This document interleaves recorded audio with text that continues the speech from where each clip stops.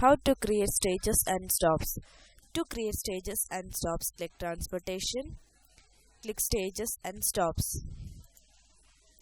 Click the New button. Enter the required details. For example, enter the stage number, enter the stage name, enter the from and to kilometer,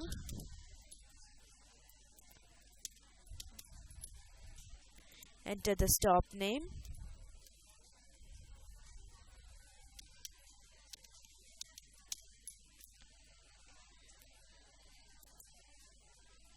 select a location,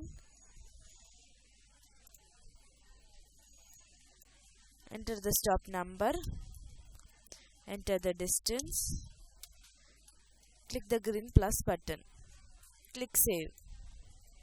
The operation will be completed successfully. These are the general steps to create stages and stops in software.